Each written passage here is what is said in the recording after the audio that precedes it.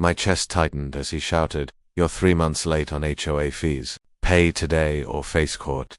I stared at him, confused, because I didn't even live in an HOA neighborhood, but he smirked like he ruled the entire street and said, "This area falls under our control now, and you're already on our list." Before I could ask anything, Karen walked up with her phone recording. She raised her voice so the whole block could hear. "He's pretending he doesn't know. He's been avoiding us for months. We're suing him." She shoved a cheap-looking paper in my face, filled with random charges like yard inspection fee and community silence violation.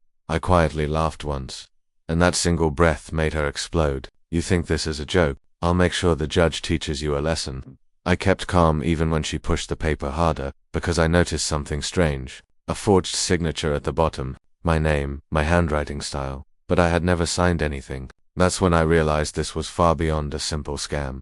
Karen kept talking loud enough for neighbors to hear, acting like she had real authority. "He thinks he's special. He thinks rules don't apply to him." I didn't reply, not yet. My heart was beating fast, not from fear, but because I knew something she didn't, something that would change everything when the time was right. As I stepped back, her fake officer snapped a picture of me like I was some kind of criminal. Karen leaned toward him and whispered, "Get ready. He's going down today." But I saw how nervous he really was. His hands were shaking. People who understand the law don't shake like that. People pretending to understand it do. I didn't raise my voice. I didn't argue. I simply said one line that made Karen freeze for a moment. "If you're so confident, then I'll see you in court." She tried to laugh it off, but her eyes flickered. She hadn't expected calmness. She wanted panic, not confidence. She wanted control, not resistance. And she had no idea the courtroom was the last place she should ever drag me into. The courtroom was full when I walked in. Karen stood at the front, smiling like she had already won. She whispered to her little group, pointing at me as if I were on trial for a crime. The moment she saw me sit down, she raised her voice deliberately. "Your Honor, this man has been avoiding community responsibilities for months. He owes us over $8,000. She sounded rehearsed, every word sharpened for drama. The judge frowned and asked, "Which HOA does he belong to?" Karen didn't hesitate. "Maple Ridge Association, Your Honor. Here are the documents. He signed the agreement last year." She pushed a thick folder forward, proud of herself. The judge opened it, nodding slowly at first. Karen's smile grew, but I noticed something she didn't.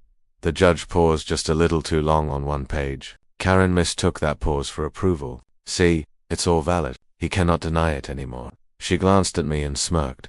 I stayed silent. People like her reveal everything when they talk too much. Then the judge spoke.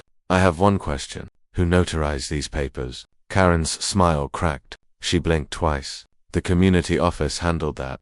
The judge looked closer at the page, eyebrows rising. "Ma'am, this signature doesn't match any registered notary in this county."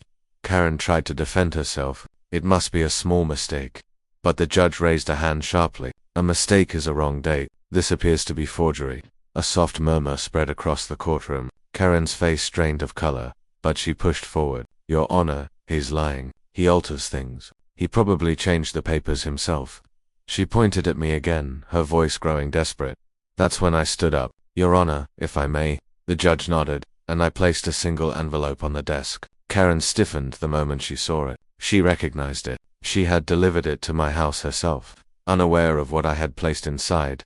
The judge opened it and pulled out clear, high-resolution photos. Her fake HOA officer placing forged papers in my mailbox, Karen writing on forms inside her car, and the exact same forged signature she was blaming on me.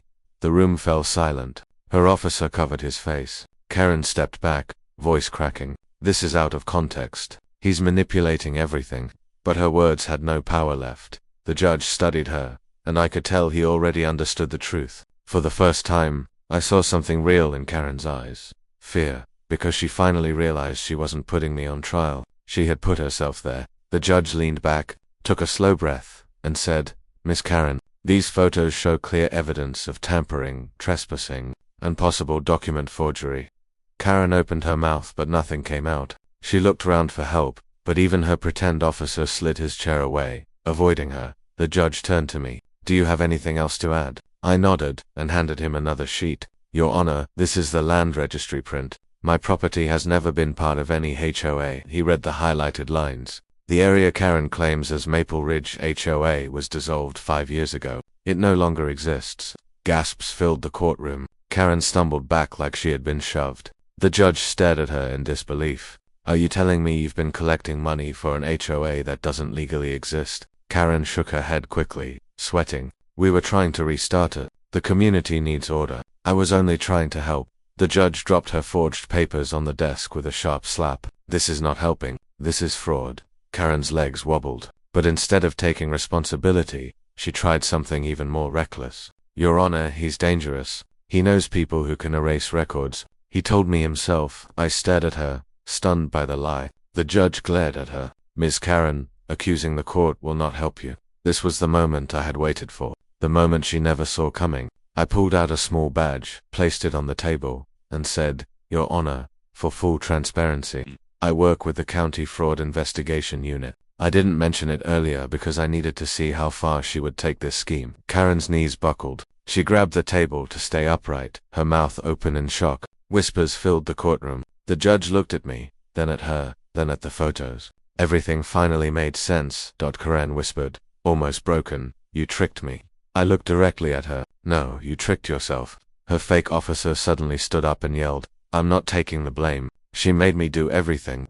His voice shook as he pointed at her. She forged the signatures. She planned the lawsuits. She said we'd make thousands. Karen spun toward him, rage flaring. You liar. You helped me. The judge slammed the gavel. Enough, both of you. Sit down. But neither listened. They turned on each other, shouting and exposing every secret they had been hiding. The judge looked at me through the noise. He spoke one quiet sentence, a sentence that confirmed what was coming. The real consequences were about to begin. With the evidence laid out, the judge made his ruling. This case is dismissed, and both of you are being referred for criminal charges. Karen froze like the ground disappeared beneath her. The officer tried to slip out, but the bailiff stopped him. Karen whispered, Please, I didn't mean to. The judge didn't respond. I walked out while she was still pleading. Reporters waited outside, asking how long the scam had been active. I gave them only one line. Real homeowners deserve real protection. Within a week, Karen and her partner faced charges for forgery, impersonation, and fraud. The fake HOA collapsed entirely. The county recognized my work for exposing the scheme, and the community finally learned the truth. I was never the problem. Karen was. And the most satisfying part, she tried to take my money through a fake HOA and she lost everything instead. The end.